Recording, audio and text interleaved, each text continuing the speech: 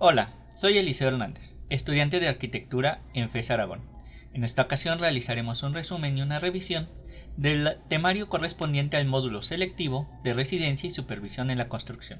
Los temas que vamos a revisar son definiciones y conceptos, características del residente y supervisor de obra, obligaciones y responsabilidades de cada uno de ellos, instrumentos de control, entre los que tenemos el económico, legal y administrativo, el programa de obra realizado con barras de Gantt, los informes de obra, la junta de obra, la bitácora de obra y las medidas de seguridad, en el cual detallaremos el equipo de protección personal, conoceremos los utilizados durante las cimentaciones profundas, en las estructuras de concreto, en las estructuras de acero, las fachadas prefabricadas de concreto, las fachadas integrales de cristal y las instalaciones eléctricas. Definiciones y conceptos. Por supervisar entendemos controlar, dirigir, observar, inspeccionar y revisar.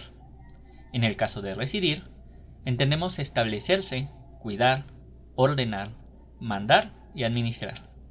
Un profesional significa tener habilidades aprendidas o heredadas y un conocimiento técnico. El profesionista es una persona a quien lo respalda una capacitación y cuenta con un documento. La técnica es un método, forma, capacidad y habilidad propia para realizar un trabajo. Y la responsabilidad es el ser consciente y asumir las consecuencias de nuestros actos. Las características que tendrán el residente y el supervisor son las siguientes. El residente es un técnico profesional y profesionista responsable de construir una obra de acuerdo al proyecto ejecutivo. Sus características es el gusto por la obra, tener conocimientos y ser inteligente, tener ética y cumplir con sus valores, ser organizado y llevar una buena administración, ser un líder, ser proactivo, ser responsable, ser eficiente y eficaz y contar con título y cédula. En el caso del supervisor, es un técnico profesional y profesionista responsable de vigilar una obra de acuerdo al proyecto ejecutivo. Si bien comparte características con el residente, puntualmente podemos entender que debe de contar con tolerancia y aceptación, ser observador, tener capacidad de discernir, contar con experiencia de las actividades, contar con voz de mando para dar indicaciones, ser congruente entre lo que dice y lo que hace, ser analítico para tener respuestas a escenarios distintos según sus características y llevar a cabo una estrategia para poder concluir con la obra. Las obligaciones y responsabilidades de cada uno de ellos. En el caso de residentes, primeramente, estar en la obra, hacer una planeación y programación de la obra, ser puntual en todo momento, saber dar las indicaciones, tener el control de la obra, asegurar la integridad física, psicológica y económica de sus trabajadores, elaborar un directorio de obra, pasar lista al inicio, mediodía y al final de la jornada laboral, terminar la obra en tiempo, forma y calidad, cumplir la normativa aplicable a la obra, realizar informes de obra, asentar notas en la bitácora y realizar estimaciones de tiempo y forma. En el caso del supervisor, sus responsabilidades son conocer el proyecto, contrato y programa antes de iniciar, verificar que se hayan llevado a cabo todos los trámites de permisos correspondientes, actualizar el directorio del personal con el que labora, realizar una revisión general del proyecto, realizar la programación de obra junto con el residente y mantener un control de calidad en las actividades realizadas y los materiales utilizados.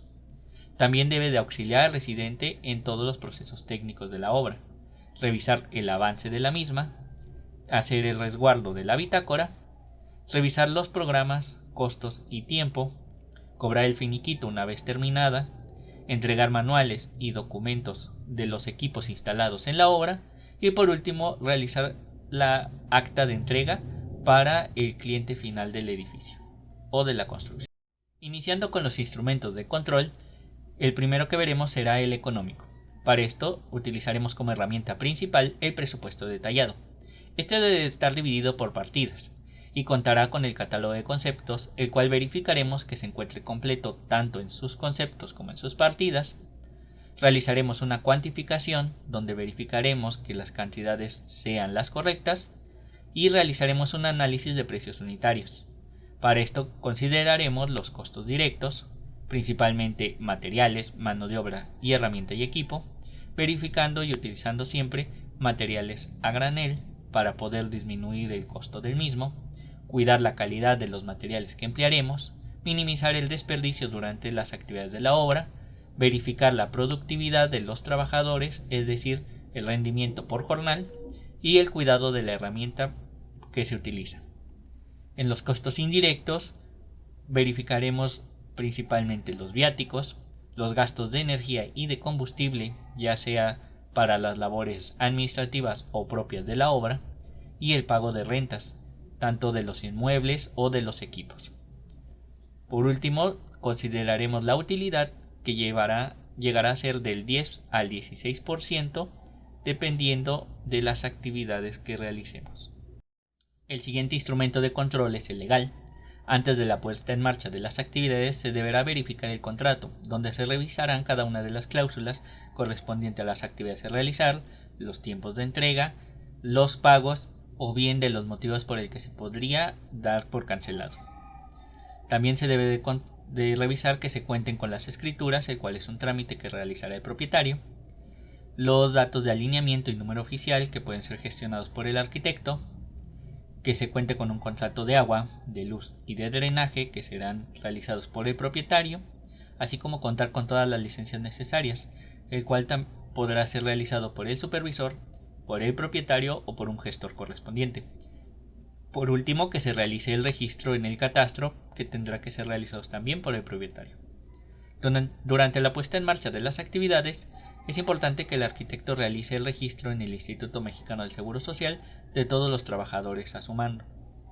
También que se realicen los registros en Protección Civil y en el sindicato, y en el caso del SAT puede ser realizado por el propietario o por el arquitecto.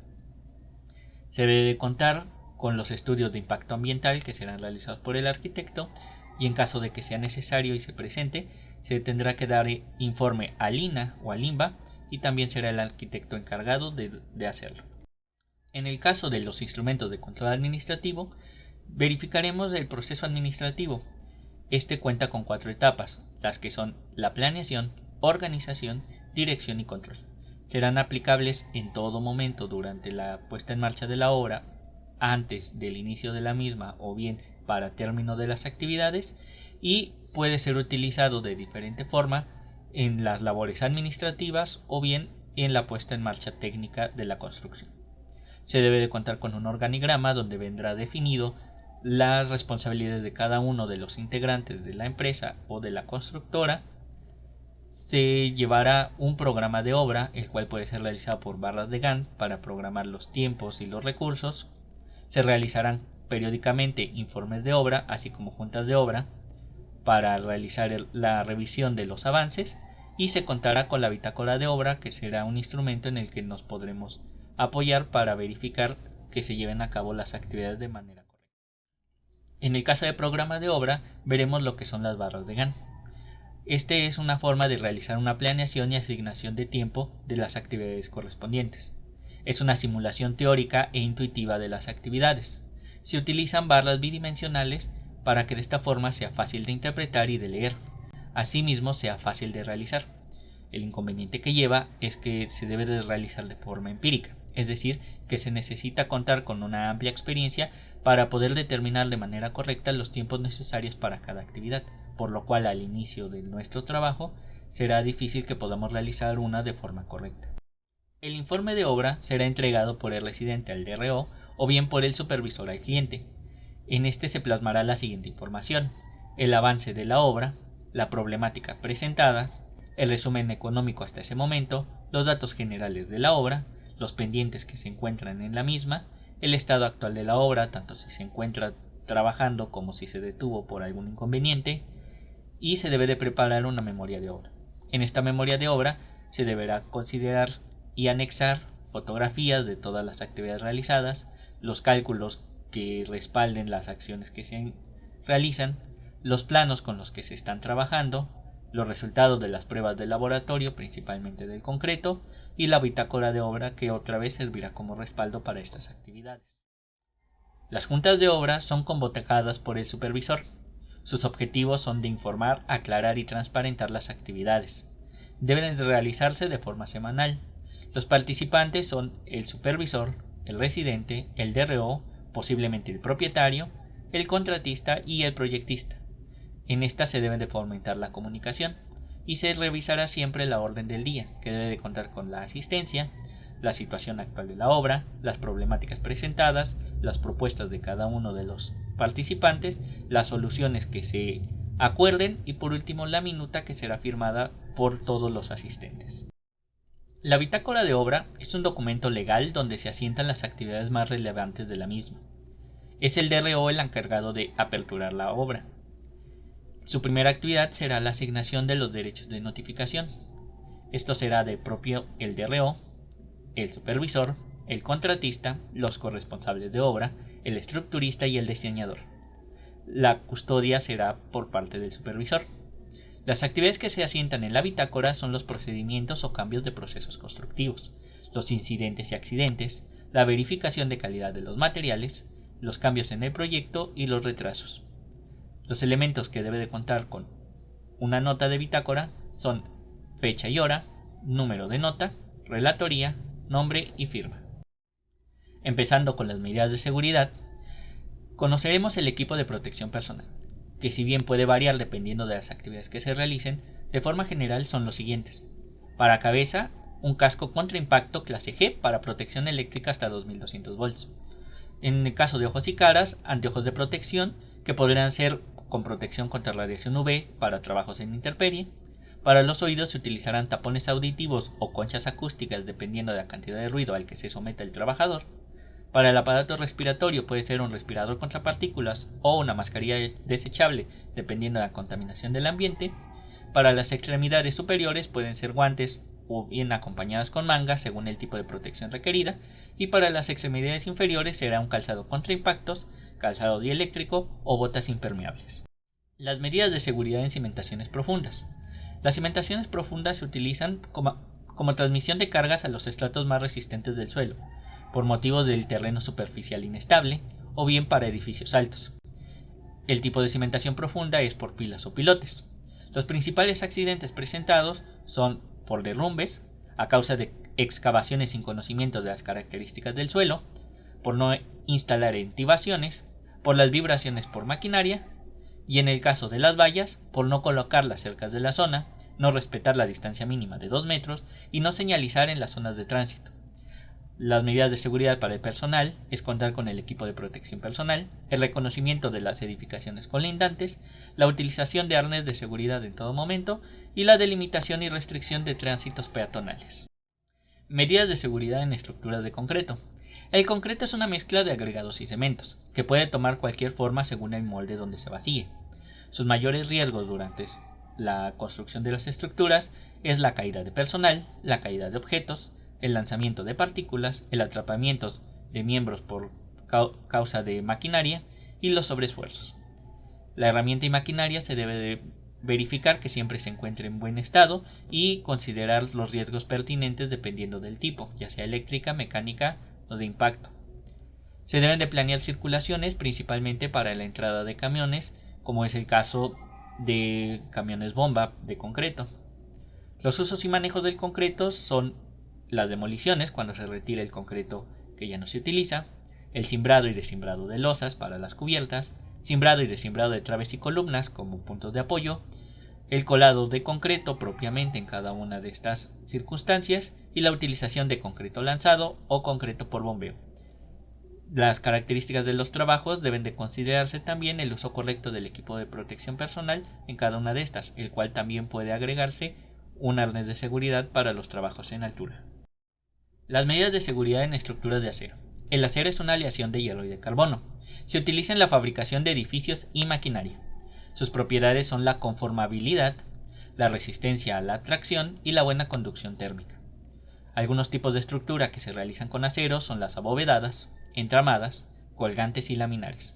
Los riesgos durante la construcción son principalmente durante la soldadura, en el que se está expuesto a vapores y gases, al calor, a la radiación ultravioleta e infrarroja, al peligro eléctrico y a los incendios y explosiones. En el caso del montaje, los riesgos son la maniobra de las grúas, las caídas, cortes y quemaduras. Por lo tanto, se debe de utilizar siempre el equipo de protección personal necesario, considerando, por ejemplo, el uso de camisolas de algodón para proteger toda la piel. Medidas de seguridad en fachada de concreto prefabricado. Es un sistema de producción de componentes en serie. Sus características es una fácil instalación, una reducción de costos de mano de obra, la rapidez de la instalación, la resistencia de agentes físicos. Algunos tipos de prefabricados son el panel lámina o cáscara, el panel sándwich, el panel stud frame. Las medidas de seguridad que se deben de considerar durante su instalación son la seguridad al exterior de la obra, la seguridad durante el montaje, la coordinación durante el montaje del maniobrista y el instalador, las instrucciones de manipulación de piezas que nos entrega el fabricante, así como establecimiento del orden de montaje de cada una de las piezas. Debe de considerarse una correcta elección de grúa, verificar los anclajes de elevación y cuidar el traslado de las piezas. Medidas de seguridad en fachadas integrales de cristal. Estas son estructuras combinadas de cristal, hierro y aluminio, estructuralmente aisladas. Algunos de los tipos es el muro cortina, la cinta ventana, la fachada suspendida y la fachada ventilada. Los tipos de vidrio que se utilizan pueden ser templado, laminado o de control solar. Algunos de los riesgos que se presentan son la ruptura de vidrios, principalmente por choque térmico, inclusiones de sulfuro o por la posición y colocación de las piezas.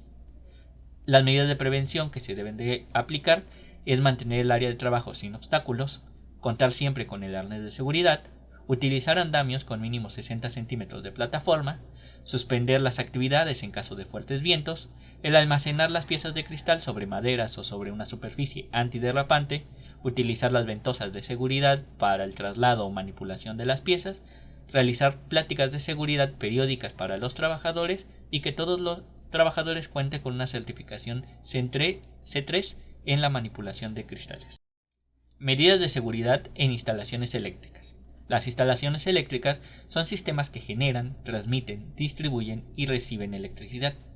Algunos elementos que la componen son la acometida, el sistema de medición, los transformadores, tableros generales y de distribución, interruptores, puesta a tierra y contactos. Los riesgos durante los trabajos eléctricos son sobre cortocircuito, riesgos de incendio, vientos fuertes para trabajos en exterior, las filtraciones de agua, el estado propio del conductor, los falsos contactos de las terminales, las caídas durante la realización de los trabajos, la tetanización por contacto eléctrico o la fibrilación ventricular. Las medidas de seguridad a contemplar es utilizar siempre ropa dieléctrica, contar con la herramienta con aislamiento correcto y en buen estado, utilizar siempre el equipo de protección personal y mantener aislado y protegido las líneas vivas que se encuentren cerca a la zona de donde estás trabajando o bien si trabajas propiamente con las líneas vivas. Esto sería todo de mi parte. Les agradezco su atención y les deseo que pasen muy buena tarde.